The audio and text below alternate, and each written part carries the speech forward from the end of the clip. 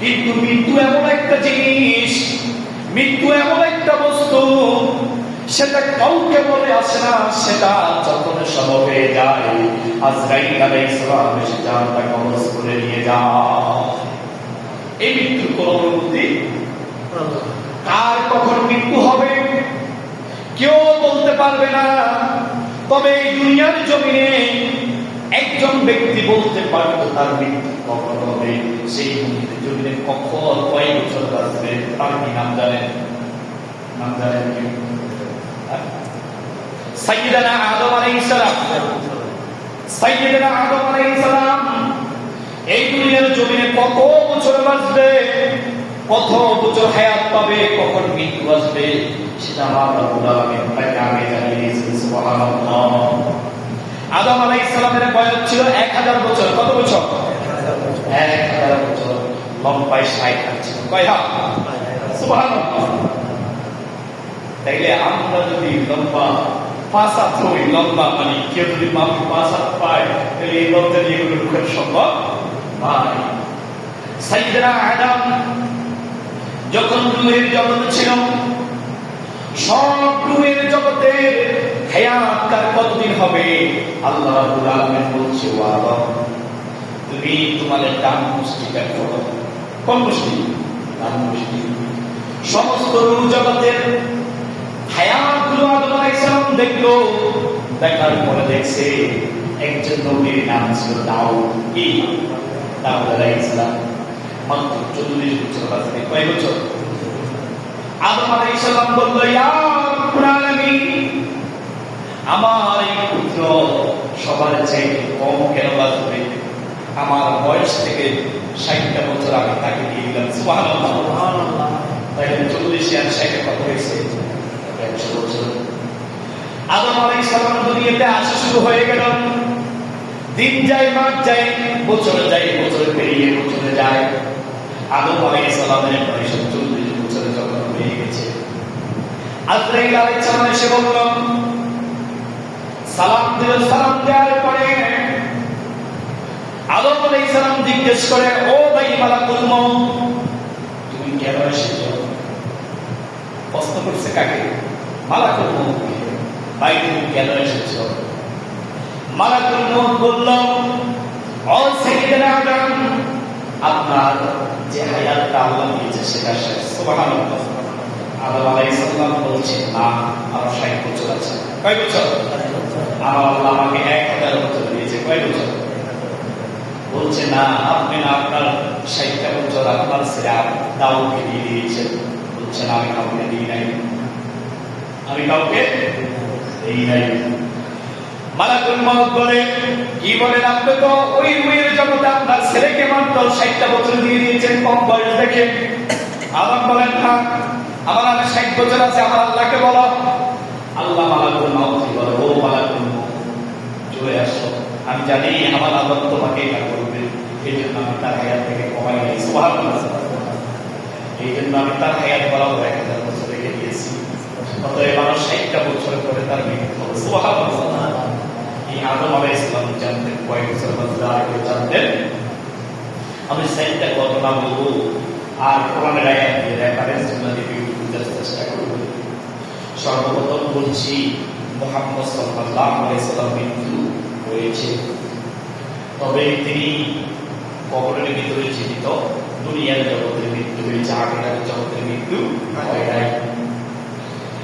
এই জন্য আপনি দেখেন, মৃত্যু এমন একটা জিনিস, আপনি দেখেছেন, আমি দেখেছি, আপনার বাপের মৃত্যু আপনি দেখেছেন, হয়তো দেখেন নাই, মায়ের মৃত্যু দেখেছেন, হয়তো দেখেন নাই।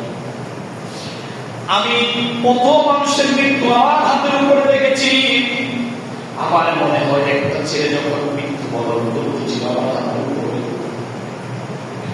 ওই ছেলেটা ছিল একটু প্রতিবন্ধী টাইপের। আমি ছেলেটাকে বলতেছি, আমাদের সাথে বলো কালিমায়ে শাহাদাত, আশহাদু আল্লা ইলাহা ইল্লাল্লাহু মুহাম্মাদুর রাসূলুল্লাহ। ছেলেটা হাসে, ছেলেটা হাসতে হাসতে বলে, কালিমায়ে শাহাদাত আমার কান দিয়ে আমি শুনেছি। ছেলেটা ছিল করতেছে আর কালিমা পড়তেছে, চোখ দুটো বড় বড় করে আসমানের দিকে তাকিয়ে কি যেন দেখে আর আমার সাথে কালিমা পড়ে। আমি বুঝে গেছি ছেলেটা আমাদের থেকে বিদায় নিচ্ছে। সুবহানাল্লাহ। ওই ছেলেটার বড় ভাই আমার ক্লোজ ফ্রেন্ড,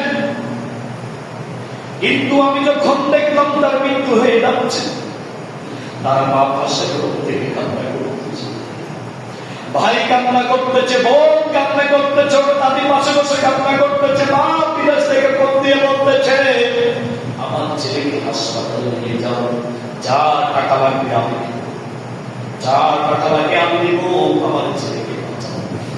কিন্তু তার সময় তো শেষ। আল্লাহ তাআলা বলছে সময় শেষ হলে এক মুহূর্ত আপনার বাঁচার কোনো ক্ষমতা নেই। সূরা আনআমের মধ্যে আল্লাহ তাআলা এই কথাগুলো বলেছেন যে এক সেকেন্ড আপনাকে বাঁচার সুযোগ দেয়া হবে না। এই বিষয়ে আলোচনা করব। আজকে শুধু মৃত্যু সম্পর্কে কথা বলবো। আগামী সপ্তাহে যদি বাঁচে থাকি মৃত্যুর সময় মানুষ কি আলোচনা করে সেটা বলবো। এখন আল্লাহ তাআলা বলছেন মুহাম্মদ সাল্লাল্লাহু আলাইহি সাল্লাম যখন মৃত্যুবরণ করতেছিল সমস্ত সাহাবীরা তার শিরে বসেছিল। ওমর খোলা তরবারি নিয়ে বসে আছেন। আমি চারটা ঘটনা বলবো বলছিলাম, মনে আছে তো? একটা আবুবকর গেছে, একটা ওমর গেছে, আরেকটা একজন আব্বাস ইবনের কথা বলবো, আরেকটা আরেকজন নবীর কথা বলবো। একজন সাহাবী, একজন খলিফা আর দুজন নবী। মনে আছে তো? মনে রাখবেন। হযরত ওমর খোলা তরবারি নিয়ে বসে আছেন, বসে বলতেছে যে ব্যক্তি বলবে মুহাম্মদ সাল্লাল্লাহু আলাইহি ওয়াসাল্লাম মৃত্যুবরণ করেছে তার বদলা আমি পেয়ে দিব। ওমরের ভয়ে কেউ কথা বলার সাহস করতেছিল না। ওমর যখন এই কথা বলতেছিল কেউ কথা বলার সাহস করতেছিল না, তখন আবু বকর রাদিয়াল্লাহু তাআলা সুন্দর ভাষায় বলতেছেন রাসূল সাল্লাল্লাহু আলাইহি ওয়াসাল্লাম وما محمد إلا رسول الله। আবু বকরের সাথে সাথে রাসূল ইব্রাহিম 144 নম্বরে তেলাওয়াত করলেন যে মুহাম্মদ সাল্লাল্লাহু আলাইহি সাল্লাম একজন রাসূল ছাড়া আর কিছু নয়। সুবহানাল্লাহ। মুহাম্মদ সাল্লাল্লাহু আলাইহি সাল্লাম একজন রাসূল ছিল। কি ছিল? রাসূল ছিল। বলছে তার পূর্বে যে সমস্ত রাসূল এসেছে তাদের মৃত্যুবরণ করেছে। সুবহানাল্লাহ। আতলা ইম্মা তাআউ কুতিলা নাকুলাতুম আলা আওকারিকুম। ওই যারা মুহাম্মদ সাল্লাল্লাহু আলাইহি সাল্লামের ইবাদত করে, যারা মুহাম্মদ সাল্লাল্লাহু আলাইহি সাল্লামের ইবাদত করে আল্লাহকে বাদ দিয়ে তারা মনে করে মুহাম্মদ জীবিত। যারা মুহাম্মদের ইবাদত করে তারা মনে করে মুহাম্মদ মৃত্যুবরণ করে নাই, আর যারা আল্লাহর ইবাদত করে তারা মনে করতে হবে মুহাম্মদ মৃত্যুবরণ করেছে। ওয়ায়াকুল আলা ইবিহি ফালাইয়ুল্লাহু শাইয়া ওয়া সাইয়্যিদুল্লাহু শাকির। মনে রাখতে হবে মুহাম্মদ সাল্লাল্লাহু আলাইহি সাল্লাম একজন রাসূল ছাড়া আর কিছু ছিলেন না। অতএব যারা আল্লাহর ইবাদত করে তারা বিশ্বাস করে নেয় মুহাম্মদ মৃত্যুবরণ করেছে। এই আয়াতটা ওয়াজ করার সাথে সাথে ওমর তার তরবারি ফেলে দিয়েছে। সুবহানাল্লাহ। ওমর বুঝে গেছে আমি মুহাম্মদের ইবাদত করি না, আমি ইবাদত করি আল্লাহ। আমরা ইবাদত করি আল্লাহ, নাকি কোনো রাসূলের, কোনো নবীর, কোনো পীরের, কোনো নেতার ইবাদত করি আল্লাহ। অতএব যখন এই কথা বলা হলো রাসূল চলে গেছে, যদি সে মারা যায় বা নিহত হয় তাহলে তোমরা কি পিছনে ফিরে যাবে? ওয়াইয়ান করেবু মুহাম্মদ মৃত্যুবরণ করলে তোমরা আর ইসলাম গ্রহণ করবে, আগের জায়গায় চলে যাবে। আয়াতের অংশ। অতএব তোমাদেরকে বিশ্বাস করতে হবে মুহাম্মদ মৃত্যুবরণ করেছে। আবু বকরের এই কথা শোনার সাথে সাথে সমস্ত সাহাবীরা সমবেত হয়ে গেল। রাসূল সাল্লাল্লাহু আলাইহি সাল্লামের জায়গা হয় না, সেটা জানেন জায়গা হয় নাই, কারণ রাসূল মৃত্যুবরণ করে নাই। এবারে রাসূল সাল্লাল্লাহু আলাইহি সাল্লামের সাহাবীকে সবাই বায়াত গ্রহণ করলো। প্রথম খলিফা হিসেবে সাহাবীকে গ্রহণ করলো। সুবহানাল্লাহ। এবারে আপনি বলেন, মৃত্যু আপনিও দেখেছেন, আমিও দেখেছি। মৃত্যুর সময় মানুষ বিলাপ করেনি, তবে তাইলে মৃত্যুর সময় বিলাপ করা ব্যক্তির আওয়াজ আপনি শুনেননি? মেয়ে তার বাপের জন্য কান্না করে, ও বাপ, কেমন করে তুমি আমাদেরকে ছেড়ে চলে গেলে, এখন আমাকে কে নাম ধরে রাখবে, কে আমার স্বামীর বাড়িতে যাবে, কে আমার খোঁজ দিবে, কে আমার খবর নেবে, কে আমার ভালো মন্দের খোঁজ দিবে? ও বাপ এভাবে বিলাপ করে নানান ধরনের। ছেলেরা কান্না করতে পারে না মানুষের সামনে, আর মুখটা ফেটে যায় বাপ মায়ের জন্য কান্না করতে করতে। অথচ হাদিসে এসেছে বিলাপ করা যাবে না। বিলাপ করলে রূপ কষ্ট পায়। কি কষ্ট পায়? কষ্ট পায়। আমরা তো বুঝি না, চতুর্দিকে মানুষ বেশি আলোচনা করে। মৃত্যু এমন একটা জিনিস, এই মৃত্যু শিশু বুঝে না, কিশোর বুঝে না, যুবক বুঝে না, আবাল বুঝে না, বৃদ্ধ বুঝে না, বনিতা বুঝে না, নেতা বুঝে না, মন্ত্রী বুঝে না, এমপি বুঝে না, জজ বুঝে না, ব্যারিস্টার বুঝে না, প্রেসিডেন্ট বুঝে না। এই মৃত্যু যখন সময় হবে, সাথে সাথে আজরাইল আলাইহিস সালাম আসবে, আসার সাথে সাথে আপনার রূহ নিয়ে যাবে, সেখানে কথা বলার কোনো সুযোগ দিবে না। অতএব এই মৃত্যুকে যে ব্যক্তি বেশি স্মরণ করবে সেই ব্যক্তি সফল। সুবহানাল্লাহ। আমরা মৃত্যুকে কি স্মরণ করি? মৃত্যুকে আমরা স্মরণ করি না। আমাদের কত কল্পনা, কত জল্পনা, কত স্বপ্ন, আমি এই করবো, সেই করবো, আমি বড় হবো, বিয়ে করবো, আমি ব্যাংক ব্যালেন্স করবো, টাকা বাড়ি করবো, জজ ব্যারিস্টার হবো, আমি ভালো একটা বিয়ে শাদী করবো, সমাজের মুখ হবো, তোমার হবো। কিন্তু তুমি জানো না তোমার হ্যাঁ এমন একটা সময় আসে যখন তোমার ভালো একটা পজিশন হয়ে যায়, ঠিক সেই মুহূর্তে তোমার দুনিয়ার হায়াতটা শেষ হয়ে যায়, তোমার মৃত্যু হয়ে যায়। অতএব তোমার স্বপ্নগুলো আর বাস্তবায়ন হয় না। কত স্বপ্নওয়ালা দেখেছি, কত টাকাওয়ালা দেখেছি, কত জজ দেখেছি, কত ব্যারিস্টার দেখেছি, মৃত্যুর কাছে সবাই একবারে অসহায়। গত 3 দিন আমি হাসপাতালে ছিলাম। হাসপাতালে একই দরজা দিয়ে সুখের কথা বাইর হয়, একই দরজা দিয়ে আবার কান্নার কথা বাইর হয়। আমি দেখেছি রাতের 12টা কত মিনিটে হাসপাতালের একটা ছেলে বাইরে বসে কান্না করতেছে। পরবর্তী খোঁজ দিয়ে জানলাম তার বাবা নিয়ে ছেলে মিলে গিয়েছে। ছেলে কান্না করতেছে সিঁড়ির গোড়ার মধ্যে বসে বসে। বাপকে তো আর ফিরানো যাবে না, বাপকে তো আর জমিনে আনা যাবে না, কারণ বাপের সবাই শেষ। বাপকে আর হাজারে টাকা দিয়ে আনা যাবে। মৃত্যু এমন একটা জিনিস। একজন মা ভাবন বাড়িয়া থেকে আসছে, তার গর্ভের সন্তান মৃত। মা জানে না তার গর্ভের সন্তানটা মৃত। হাসপাতালের বেড যখন নিয়ে যাচ্ছে, পাশে একটা ছেলে বলতেছে, আমার মনের গর্ভের ভিতরে যে সন্তানটা আছে সেটা মৃত। আমার বোন যাতে কষ্ট না পায়, ওই সন্তানটাকে যদি পারেন নর্মাল ডেলিভারি করে বাহিনী করেন। আর যদি অপারেশন লাগে আমার বোনকে জানাবেন না, তার গর্ভের সন্তানটা যে মৃত, তাহলে আমার বোনকে ধরে রাখা যাবে না। মৃত্যু এমন একটা জিনিস। কোরআনে সূরা ইব্রাহিমের মধ্যে আল্লাহ রাব্বুল আলামিন বলেন, ওগো হাবিব, আমি মানুষকে জীবিতকে মৃতর পেট থেকে বাহির করি, আবার মৃতকে জীবনের পেট থেকে বাহির করি। ওই মাটা ছিল জীবিত, কিন্তু তার পেটের সন্তানটা ছিল মৃত। আমার মা মৃত্যুবরণ করেছে, সন্তান জীবিত বের হয়েছে। কোরআনের কথা। ওই মৃত্যু থেকে আবার একজন মহিলা আমার পাশে বসে আছে। আমি চিনি প্রথমে ভয় পেয়ে গিয়েছিলাম। মহিলা এসে আমাকে ছাড়াম দেখতে খুব সুন্দর। মহিলা এসে আমাকে ছাড়াম দিয়েছে, আমি ভাবলাম অসুস্থ। আর তার মা বলতেছে, এখানে বসে না, তোমার বাচ্চাটাকে বলে দাও। বলছে না, তোমার সাথে কথা বললে হয়তো মন ভালো থাকবে। আমাকে বলে ঠিক কিনা, আমি বলছি ঠিক। পরে তার মা আমাকে বলে আমার মেয়েটা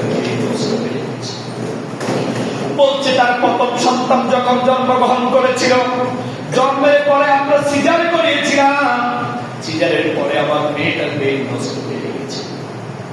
আবার কিছুদিন পরে দেখলাম 6টা বছর ভালো। আবার আমরা ভাবলাম সন্তান দিলে আর কোন সমস্যা হবে। ওই মেয়েটা 3 মাস বা 2 মাসের বেশি হবে, একটা বাচ্চা জন্ম দেওয়ার সাথে সাথে আমার ব্রেনটা নষ্ট হয়ে গেছে। তার সন্তানকে করে নিতে চায় না। মৃত্যু এমন একটা জিনিস, আপনাদেরকে আপনার বাপ সুস্থ সবল আপনার সাথে এখন মৃত্যুবরণ করবে, আপনি বলবেন সুস্থ সবল কি হয়েছে। আপনি দেখেন কত ধনাঢ্য পরিবারে, কত টাকাওয়ালা পয়সাওয়ালা লক্ষ লক্ষ টাকা খরচ করে হাসপাতালে নিয়ে যায়, ডাক্তারকে বলে যত টাকা লাগে যত পয়সা লাগে আমি দিব, আমার বাপকে বাঁচিয়ে দিন। ডাক্তার কিছুক্ষণ পরে বাইরে বলে আমাদের পক্ষে সম্ভব হয় না। সম্ভব হবে কেমনে? তোমার হায়াত তো শেষ, তোমার মালিক তো তোমাকে যে সময় দিয়েছে।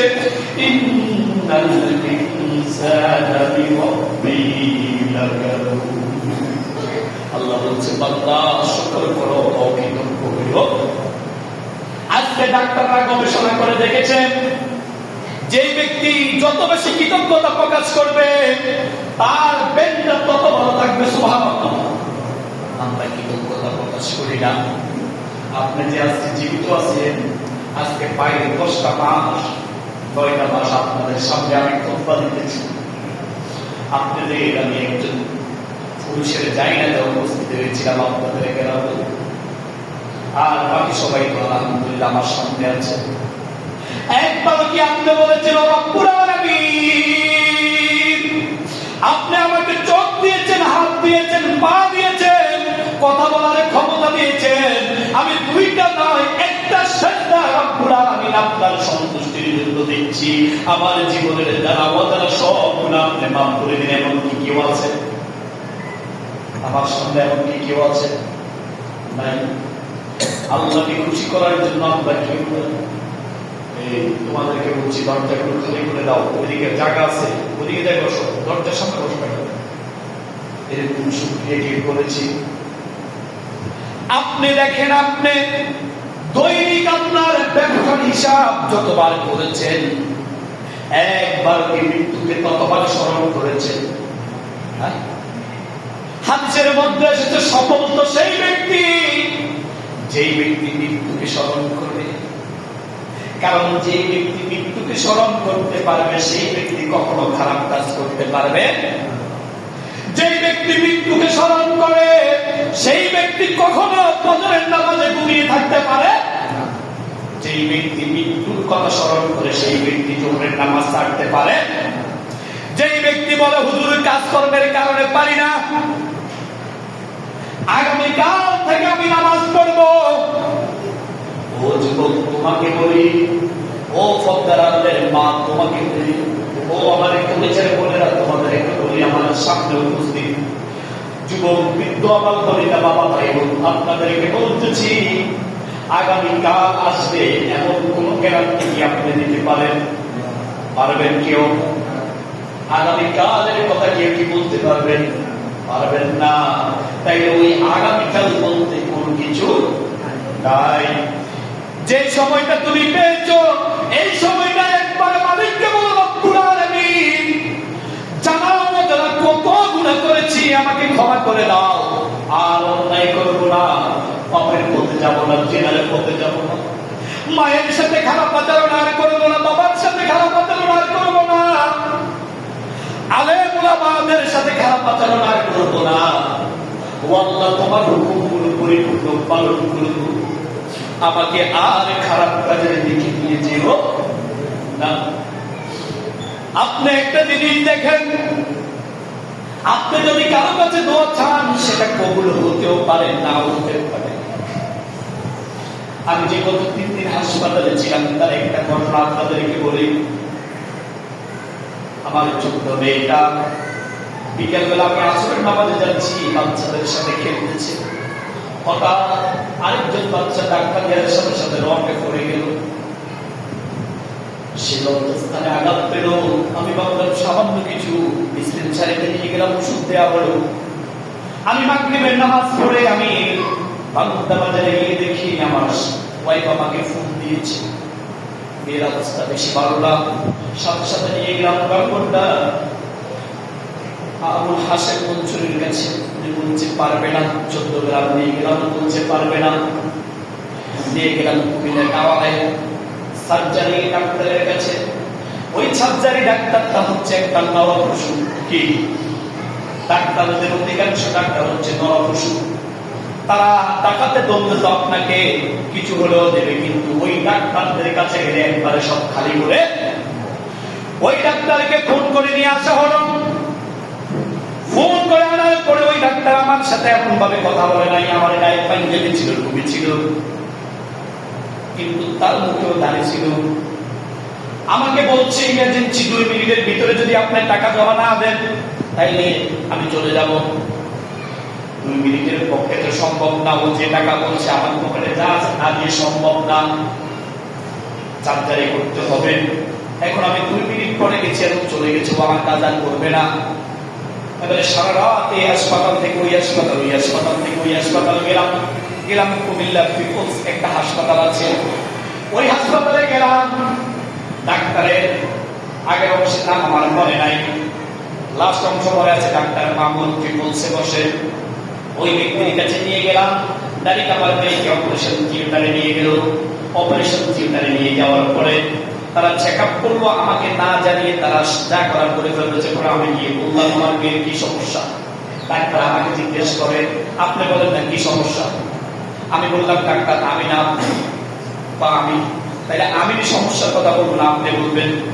আপনি বলেন না কি সমস্যা হয়েছে। তাইলে ওকে ডাক্তার, ওকে ডাক্তার যদি আমার মেয়ের সমস্যার কথা আমি বলি তাহলে তোর কাছে আমি কেন পাঠাইছি।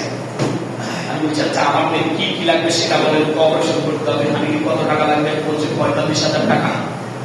আমি বলছি কি এই জন্য আমি বলছি বলবো না, দিয়ে দেন।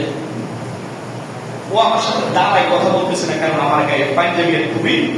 ওরা মনে করছিল পাঞ্জাবি টুপি থাকলেই আমরা দুর্বল, আমরা কোনো কিছু জানি না, কোনো কিছু আমরা বুঝি না, আমরা সাদা সিধা। মোল্লারা কি বুঝে? মোল্লাদের কাম কি? সায়েন্স বুঝা, আর্টস বুঝা, কমার্স বুঝা? মোল্লাদের কাম হচ্ছে কোরআন বুঝবো, হাদিস বুঝবো। মোল্লারা কি এটা জানেনি? আর মোল্লারা যা বুঝে তোমরা ডাক্তাররাও তা বুঝো না। ইনশাআল্লাহ সুবহানাল্লাহ। মোল্লারা কোরআন থেকে গবেষণা করে বাইরে করতে জানে কি হয়েছে না হয়েছে। তোমাদেরকে এই কোরআন থেকে শিক্ষা দিয়েছে কিভাবে ছাত্রারি করতে হবে। তোমাদেরকে এই কোরআন থেকে শিক্ষা দিয়েছে কিভাবে একজন অসুস্থ মানুষকে সুস্থ করতে হবে। তোমরা ইঞ্জিনিয়ার হয়েছো এই কোরআন থেকে, কিভাবে তোমরা লোহা আবিষ্কার করছো সূরা হাদীদের মধ্যে বলা হয়েছে। তোমাদেরকে হোমিওপ্যাথি শিক্ষা দিয়েছে এই কোরআন থেকে, অ্যালোপ্যাথি শিক্ষা দিয়েছে এই কোরআন থেকে। তোমরা কোরআনকে অবজ্ঞা করে কোনো কিছু করতে পারবে না। তখন আমি সেখান থেকে নিয়ে আসলাম। পরের দিন সকালে আবার আমি কুমিল্লা সেন্ট্রাল হাসপাতালে নিয়ে গেলাম। সেখানে একজন ডাক্তার ছিল। আবার ওই ডাক্তারটা যে ডাক্তার আমার মেয়ের সার্জারি করবে না, আমার সাথে একটু বার্গেনিং হওয়াতে তখন বলতেছি করবো না আমি। পরে আমি ওইখানে যখন ওনার বলছে, আমি বলছি উনি আমার কাজ করবে না, যারা দায়িত্বে আছে। বলছে কেন? আমার পরিচয় দিলাম। দেওয়ার পরে ওনার বলছে আচ্ছা ঠিক আছে আপনি অন্য একজন ডাক্তারের কাছে যান। আরেকজন ডাক্তারের কাছে যখন আমি গেলাম, উনি আমার মেয়েটাকে চেক আপ করার পরে বলছে দেখেন আপনাকে যারা পাঠাইছে আমি আপনাকে নিষেধ করার ক্ষমতা আমার নাই, তবে এই কাজ আমার পক্ষে সম্ভব না, আমি সার্জারি ডাক্তার। তো আমি বলছি আচ্ছা ঠিক আছে কি করো। বলছে কুমিল্লা মেডিকেল কলেজে চলে যাবো। তো আমি জানি সরকারি হাসপাতালে একটু লেট হবে, তবে সেখানে গেলাম। আমার টাওয়ারে গেলাম। টাওয়ারে গিয়ে বললাম একজন ওইখানে যে প্রশাসনিক কর্মকর্তা ওনাকে ফোন দিলাম, টাওয়ারের মাসুদ ভাইকে ফোন দিয়ে বললাম আমার মেয়ে কিভাবে অসুস্থ হয়ে মারা যাবে। বলছে আপনার মেয়ে তো অবশ্যই গতকাল হয়ে যাওয়ার কথা। বলছে উনি করে নাই। বলছে চলে আসেন, আমি আপনাকে আরেকজন ডাক্তারের নাম বলতেছি, ডাক্তার নাজমুল হাসান, সার্জারি বিশেষজ্ঞ, শিশু মেডিসিন। তো বলতেছে উনি। আমি বলছি উনি আসবে কখন? বলছে 3টা বাজে। এরপরে আবার আমি মধ্যখান থেকে 2টা বাজে ওই আরেক ডাক্তারটা, ওই ডাক্তার যে ছেলে ডাক্তার আমার মেয়ের কাজ করে নেয়, ডাক্তার আরিফুর রহমান, ওই ডাক্তারের কাছে আমি আবার গেলাম। সে আমার মেয়ের কাজ কখনো করবে না। পরে আমি নাজমুল হাসানের খোঁজ দিয়ে দেখি যে অবস্থা। সুবহানাল্লাহ। নাজমুল স্যার আমাকে দেখে বলতেছে কি ব্যাপার? বললাম ভয় পেয়েছো কেন? উনি হাসিয়েছি, তবে চেহারা দেখে আপনি মনে করবেন সে গাদ্দার। আলহামদুলিল্লাহ, আমাকে দেখে এত সুন্দর কথা বলছে, পরবর্তী আমি ভাবলাম হুজুর দেখে বলছে না, যতগুলো শিশু ডাক্তার শিশু যায় তাদের সাথে খুব সুন্দর ভাবে কথা বলে। সুবহানাল্লাহ। উনি আমাকে দেখে বলতেছে, আপনি কি ভয় পাবেন না, এটা সার্জারি করতে হবে না, আমি কিছু মেডিসিন দিয়ে দিচ্ছি, ওই মেডিসিনের মধ্যে ইনশাআল্লাহ ভালো হয়ে যাবে। সুবহানাল্লাহ। দেখেন, কিছু ডাক্তারের কথা কলেজে ঠান্ডা হয়ে যায়, আর কিছু ডাক্তারের কথা নিজের ভালো মানুষটাও মৃত্যু করে। আমি এই উদাহরণটা কেন দিয়েছি? মৃত্যু কি? মৃত্যু আমাদের থেকে বেশি দূরে নাই। আমি গতকালকে মাগরিবের নামাজ পড়তে পড়তে মৃত্যুর কথা, মৃত্যুর এই যে আয়াতগুলো পড়তে পড়তে, হাদিসগুলো পড়তে পড়তে বাড়িতে যাচ্ছিলাম। আমার এক বাচ্চি প্রাইভেটে যাবে, আমি ওর থেকে প্রায় 50 ফিট দূরে আছি। ও বলতেছে সাপ সাপ। আমি বলতেছি তুই দুষ্টমি করতেছস, এখান থেকে দূরে গেছে। পরে গিয়ে দেখি যে ওই যে আপনার ঘাড়ের উপরে ফুল থাকে একটা সাপের, কি সাপ না বলে ওই একটা সাপ। পরে ওইটাকে মারলাম। তাইলে মৃত্যুটা একবারে নিকটবর্তী, দূরবর্তী মৃত্যু নাই। আপনাদের আসে আমি বলছি 4টা ঘটনা বলবো। 2টা গেছে ওমর রাদিয়াল্লাহু তাআলা হযরত সাইয়্যিদুল আলম এর আসেন খলিফা ওয়াসিক বিল্লাহ, খলিফা আব্বাসী শাসন আমলের খলিফা। 842 সালে সে খেলাফত গ্রহণ করেছিল। তবে জালেম ছিল, কি ছিল? জালেম ছিল। খলিফা ওয়াসিক বিল্লাহ এমন একজন খলিফা ছিল, তার চোখে চোখ রেখে কথা বলার সাহস কার ছিল? চোখ থেকে প্রতাপ জ্বলতো। ওই খলিফা ওয়াসিক বিল্লাহ যখন মৃত্যুবরণ করল, আজরাইল যখন তার সামনে চলে আসলো, খলিফা ওয়াসিক বিল্লাহ বলতেছে, রব্বুল আলামিন, আপনি সমস্ত রাজত্ব ক্ষমতার মালিক। আপনি কাকে বলতেছে? আল্লাহকে। আপনি রাজ্য হারাকে রাজ্য দান করেন, আবার রাজ্য বলাকে আপনি রাজ্য হারা করেন। আমি আপনার কাছে অসহায়, আমাকে সহযোগিতা করেন। তাইলে যার চোখে চোখ রেখে কথা বলার ক্ষমতা কারো ছিল না, কোন সম্রাটের ছিল না। ওই খলিফা ওয়াসিক বিল্লাহ সাহিত্য সাইকার কাছে। কিছুক্ষণ পরে খলিফা ওয়াসিক বিল্লাহ মৃত্যুবরণ করল। মৃত্যুবরণ করার পরে খলিফা ওয়াসিক বিল্লাহকে নিচে শুয়ে দেওয়া হলো। শুয়ে দেওয়ার পরে একটা বিছানা, একটা মাদুরের গায়ের উপরে দিয়ে দিল। দেওয়ার পর সমস্ত মানুষ পাশে বসে কান্না করতেছে। ঘটনাটা বোঝার চেষ্টা করবেন, তারপরে কোরআনের আয়াত দিয়ে আমি বিষয়টা বুঝিয়ে দিব আরো সহজ করে। খলিফা ওয়াসিক বিল্লাহকে যখন শুয়ে দিলাম, কিছুক্ষণ পরে লোকরা দেখলো তার ঘোমটার নিচে, মাদুরের নিচে যেন তার মুখটা লড়ে। কি লড়ে? মুখটা লড়ে। সবাই বললো কি হলো? মুখটা খুলে দেখেন খলিফা ওয়াসিক বিল্লাহর মুখের উপরে একটা ইঁদুর, নাদুস নুদুস একটা ইঁদুর তার চোখগুলোকে খেয়ে ফেলতেছে। সবাই তো অবাক, কিরে আব্বাসী রাজমহলে ইঁদুর আসলো কোথায়? অথচ এই রাজমহলটার মধ্যে 38,000 পদ্মা ছিল, কত হাজার পদ্মা। ওই পদ্মাগুলো সোনার গালিচার পদ্মা ছিল, জানতেন পদ্মা না। ওই পদ্মাগুলোর মধ্যে এইভাবে সুই করা ছিল যেন দূর থেকে দেখলে পরিমুক্তা যেন থোকাই থোকাই নামগুলো দেখা যেত। সুবহানাল্লাহ। এমন একটা খাস কামরা, আরো সেটা হচ্ছে খলিফা ওয়াসিক বিল্লাহর খাস কামরা। ওই কামরার ভিতরে পিঠটা ঢুকানোর সাহস নাই। তাই এই দুর্গ থেকে আসলো মৃত্যুর সময়। এই দুর্গ থেকে আসলো, সবাই চিন্তা পেরেশানি হয়ে গেল। পরের অংশে যখন দেখা গেল এটা মানুষদেরকে শিখতে দেওয়া যে এমন একজন সম্রাট যার চোখে চোখ রেখে কথা বলার সাহস কারণ ছিল না, এমন একজন ক্ষমতাধর যার চোখ দিয়ে প্রতাপ যুক্ত, সে আজকে একটা সাধারণ ইঁদুরের কাছে কেমন অসহায়। সুবহানাল্লাহ। আল্লাহ বুঝিয়ে দিচ্ছি, কবরের দিকে গেলে তার কি অবস্থা হবে বুঝে না। তাইলে আপনি এবারে বলেন, এই জমিনের উপরে আপনি যে মনে করতেছেন জমি আপনাকে রেখে দিবে, জমি আপনার থেকে বিদায় দিবে না, তার কি গ্যারান্টি আছে? দিতে পারবেন কেউ? এবারে সে আল্লাহ তাআলা কি বলতেছেন কুরআনুল কারীমে? আল্লাহ তাআলা বলেন, ওয়া মা জাআলনা লিবাশারিন মিন ক্বাবলিকাল খুলদা আফা ইন্নাত্তাবাউল খালিদুন। আল্লাহ বলছেন, হে মুহাম্মদ, অনন্ত জীবন তার হাবিবকে বন্ধুকে বলছে, ও হাবিব, অনন্ত জীবন তো আমি তোমার পূর্বে কোন নবী রাসূলকে দিই নাই, এবং সেই তুমি যদি মরে যাও তাহলে এরা কি বেঁচে থাকবে? আপনি চিরকাল বেঁচে থাকবে এটা মনে করেন? তাইলে আপনি কোন ক্ষমতাবান হয়ে গেছেন যে আল্লাহর স্মরণ থেকে আপনি নিজেকে দূরে করে রাখছেন? যেখানে আল্লাহ বলছে আমার সমস্ত প্রিয় বান্দাদের মধ্যে, সমস্ত প্রিয় রাসূল আর নবীদের মধ্যে আমার আসমানের নিচে জমিনের উপরে সবচেয়ে প্রিয় ব্যক্তি যেই ছিল মুহাম্মদ সাল্লাল্লাহু আলাইহি সাল্লাম মৃত্যুবরণ করেছে।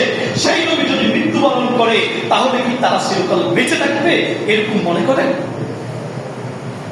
ওই যে ক্ষমতা ওয়াসিক বিল্লাহর কথা, সবচেয়ে ক্ষমতাধর যে সেই ব্যক্তি মৃত্যুবরণ করেছে, অতএব আপনার মৃত্যুর হিসাব আপনাকেই দিতে। এবারে আপনি বলতে পারেন হুজুর মৃত্যু যদি হয়ে যায়, মৃত্যুর সময় আমার কোনো আর্জি আছে কিনা? মৃত্যুর সময় আপনি অনেকগুলো আর্জি করবেন আল্লাহর কাছে, যদি বাঁচি থাকে আগামী সপ্তাহ বলবো। এখন আপনি আমাকে একটা কথা বলেন, এই মৃত্যু থেকে বাঁচার জন্য আপনি কি করার জন্য প্রস্তুত আছেন? আছেন কে প্রস্তুত?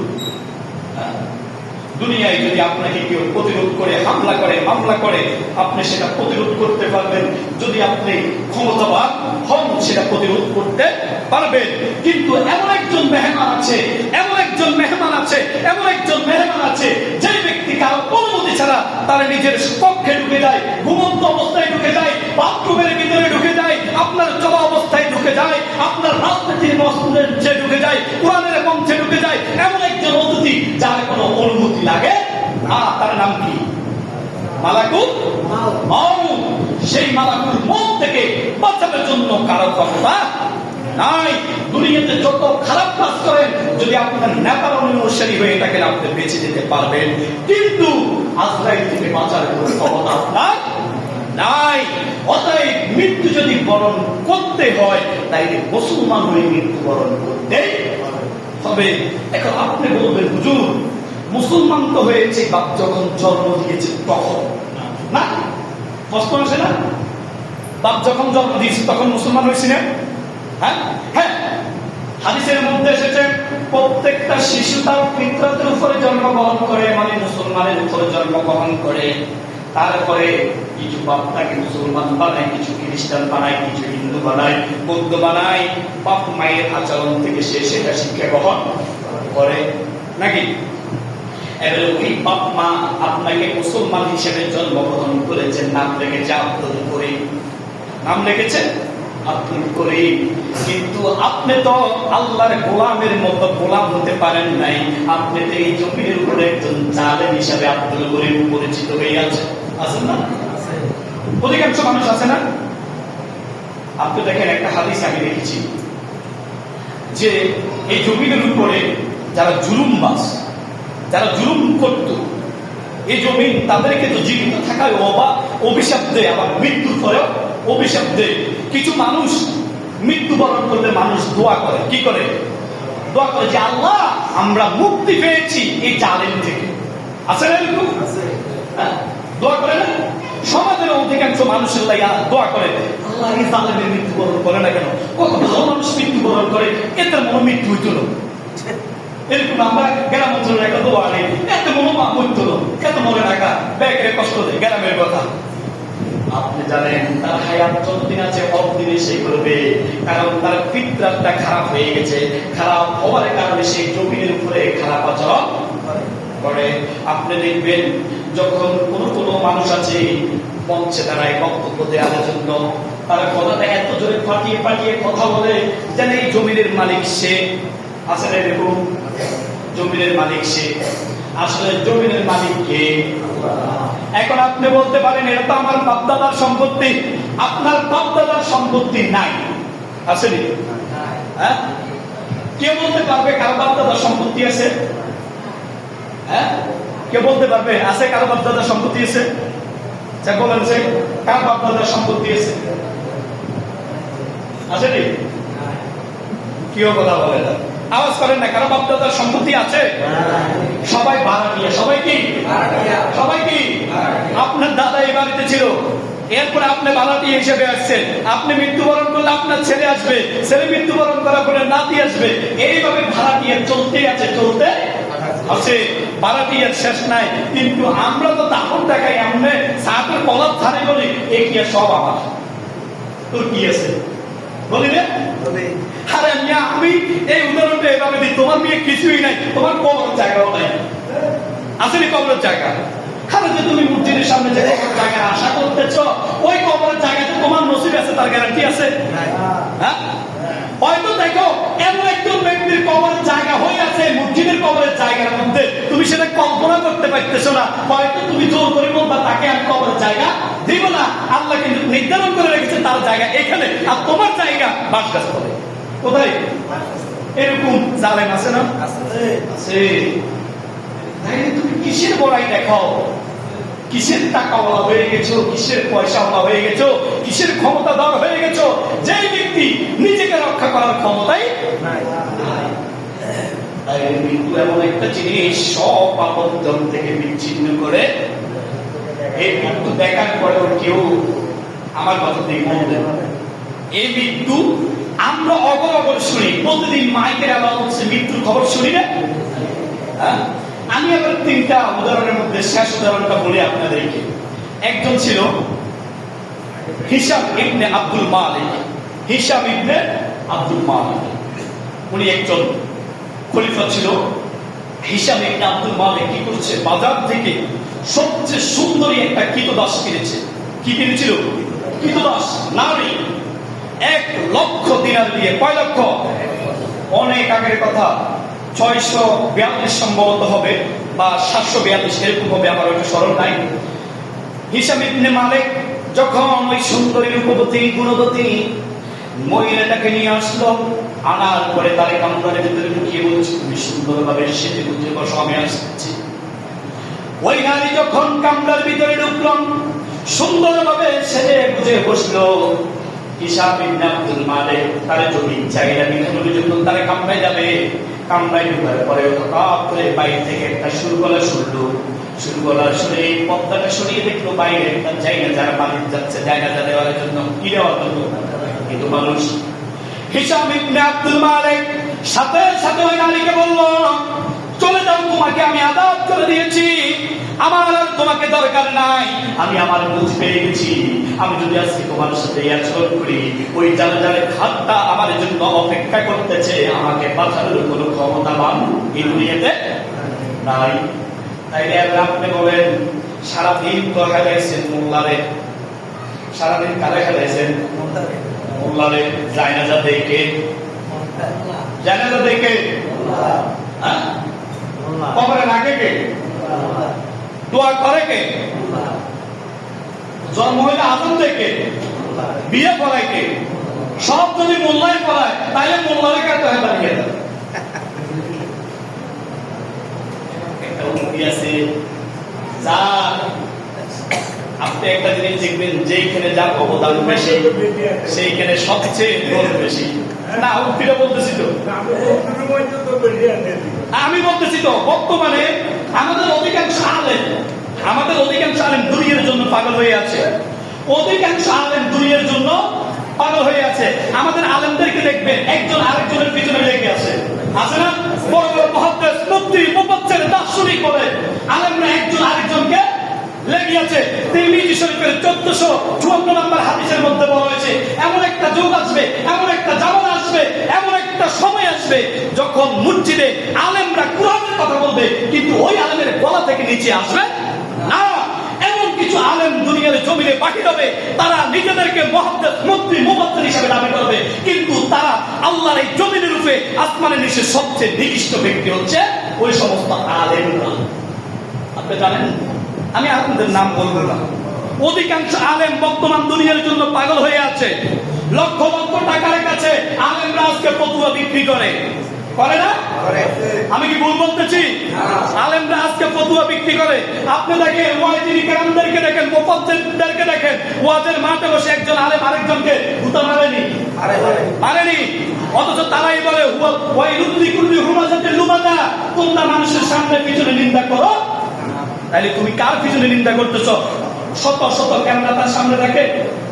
এবারে আমরা সামান্য একটা ক্লিপ দিয়ে অমুক হুজুরের দোষ, তমুক হুজুরের দোষ, অমুক হুজুর বালানো, তমুক হুজুর বালানো, এই বালানো নিয়ে আমরা মোল্লাকে ব্যক্তিগত সমস্যা, এভাবে আমরা বলি।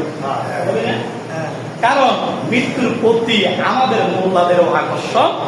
শেষ কথা আমি বলে দিচ্ছি, আমি যে মৃত্যু কথা বলতেছি, আসলে মৃত্যু এমন একটা জিনিস। আপনাদেরকে আমি বলছিলাম আমি কিন্তু জামাত 20-এ দাঁড়াই যাব, কিন্তু আপনারা সময় আসেন না। আগামী শুক্রবার থেকে আজান হবে 11:55-তে। কত? 11:55 আমার আলোচনা শুরু হবে 12:20-এ। কয়টা? 12:20-এ। আমি আলোচনা শেষ করব 1:15-তে। কয়টা? 1:15-তে আজান সুন্নত। আমি হয়তো 10-এ শেষ করে দিতে পারি, 10-ও, তবে সম্ভাবনা বেশি 10-এ শেষ করে দিব। আপনারা কে আসছেন কে আসেন না সেটা আমার দেখা বিষয় নয়, কারণ এইখান থেকে চাইলে আসরের আজান হয়নি, সময় থাকেনি। তাহলে শুক্রবার নানান দিক থেকে মেহমান আসে, মেহমানদেরও তো একটা খাবারের আয়োজন করে, তখন কর্তৃপক্ষ হুজুরের রেখা দেয়, কারো রেখা দেয়। আরেকটা বিষয় আপনি দেখবেন, এই জমিনে আমাদের বাংলাদেশে সবচেয়ে বেশি নির্যাতিত শিক্ষকেরা কারা? বাংলাদেশে সবচেয়ে বেশি নির্যাতিত কারা? শিক্ষকের দাবি মানতে না, অথচ এই শিক্ষকটাই জাতিকে একটা সুশিক্ষিত জাতি উপহার দেয়। আবার শিক্ষক, কিছু শিক্ষক নামের কুলাঙ্গারও আছে। কিছু শিক্ষক নামের কুলাঙ্গার আমি কেন বলি? কারণ হচ্ছে তারা ছাত্রীদেরকে নিয়ে হানিমুনে যায়। আসেনি? হ্যাঁ আছে।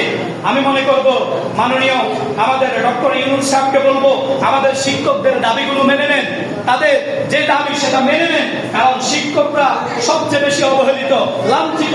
শিক্ষকদেরকে মর্যাদা করা হয় না। এই শিক্ষকদের যে দাবি, সামান্য দাবি, সেটা মেনে নেন। আপনি সবাই দাবি মানতে পারেন, শিক্ষকের দাবি মানতে কোনো সমস্যা হবে না। এখানে দেশের এত বেশি ক্ষতিও হবে না। আমি আশা করি আপনারা আমাদের সাথে একমত পোষণ করবেন, শিক্ষকদের প্রতি কখনো খারাপ আচরণ করবেন না। আরেকটা বিষয়, মোকরা মাদ্রাসার একজন ছাত্র হাফেজে কোরআন, ওর ব্রেইন টিউমার হয়েছে, আপনাদের কাছে সহযোগিতা চেয়েছে। ওর ব্রেইনের অপারেশন করানোর জন্য 3 লক্ষ টাকার উপরে লাগবে। ও আপনাদের কাছে সহযোগিতা চেয়েছে, যাদের পক্ষে সম্ভব সালাম ফিরানোর পরে কিছু সহযোগিতা করবেন। একজন হাফেজে কোরআন, কি কোরআন বলতে পারে, ওর পুরা কোরআনের সওয়াব আল্লাহ আপনাকেও দিতে পারে। ও যদি আপনার 10 টাকা দিয়ে বেঁচে যায়, আপনি তো 3 লক্ষ টাকা একসাথে দিতে পারবেন না, 10 টাকা দিয়ে শরীক হলেন। ওই 10 টাকার বিনিময় যদি সে মুক্তি পায়, লাভ হয়, কোনো জায়গায় যদি কোরআনের কথা বলে, কোরআন তেলাওয়াত করে, সওয়াবটা আপনি পাবেন। কে পাবে? আমরা সবাই সহযোগিতা করব। আল্লাহ তাআলা আমাদেরকে বুঝার মানব তৌফিক দান করুন। ওয়া আখিরু দাওয়ানা আলহামদুলিল্লাহি রাব্বিল আলামিন। যারা সুন্নাত করে সুন্নাত করে